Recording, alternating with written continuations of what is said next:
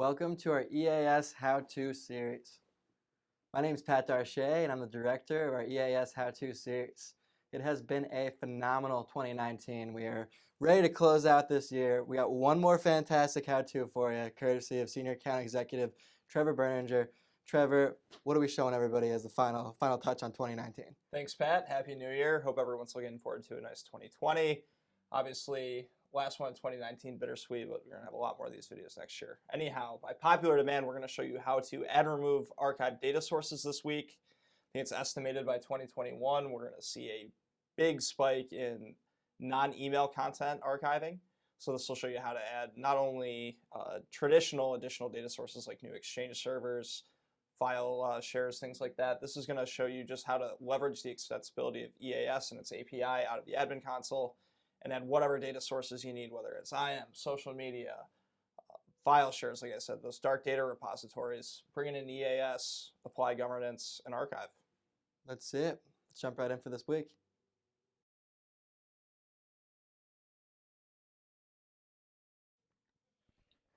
Hi everyone, this week we are diving back into the EAS admin console and we're going to show a very in-demand how-to, which is how to add an archive source. EAS obviously began as an email archiving solution back in the day, but to meet the demands of today's enterprise clients, we now support archiving, search, and discovery for hundreds of archived content types and data sources, and we're going to show you just how easy it is to add and remove these data sources with EAS 9. So step one is to log into the EAS admin console, which I've done here. As you can see, we got a number of tasks, tools, and tabs we can navigate here. The first tool I'm going to go to at the top here is archive sources. All right, Trevor, so you helped us navigate our way a little bit through the admin console here. We are finally at the stage where we can pick the direct source we're trying to add. What are some things to keep in mind? Where are we headed? Talk a little bit about this step. Well, as you'll see in a second, it's really super easy. You just hit add or remove archive sources. Yep. I know it's hard to believe. It's that easy.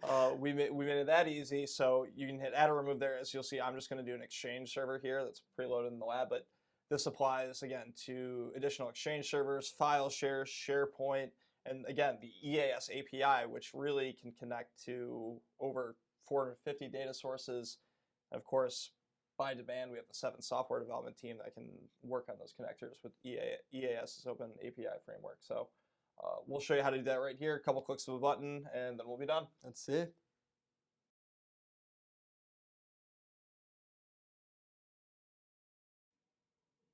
Now I'm going to navigate down to the API in this case and click on Archive Source Administrator. And as you can see here, I just click the add.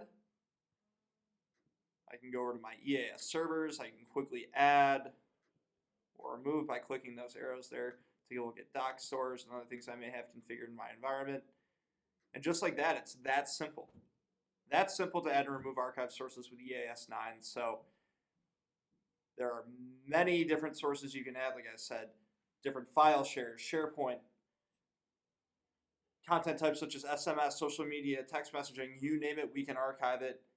So like you saw there, Pat, I just simply added and removed. So you can keep it as added. If there are more Exchange servers in there, you can move some over other, but it's that intuitive, it's that easy, it's that straightforward to add new archive data sources with EAS 9. And like we said, I think we're expecting 90% of organizations, up from around 40-45% this year, to be archiving that non-email content by 2021. Just the changing nature of regulations, GDPR, CCPA, going to be big in the decade ahead. So we'll get you ready with EAS 9 and our EAS API.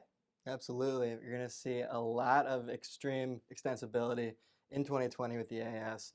EAS Connect's going to be helping people pull in a multitude of sources of social media, instant messaging, all the above. Trevor, thanks for showing us today how to add a source to your EAS environment. Everybody, please don't forget to give Trevor a call. Tell him a little feedback on this video, what you like, what you didn't like, what you'd like to see next week. Please drop a comment, and don't forget to subscribe if you like what we're showing you. Trevor and I will see you next week. Have a happy New Year.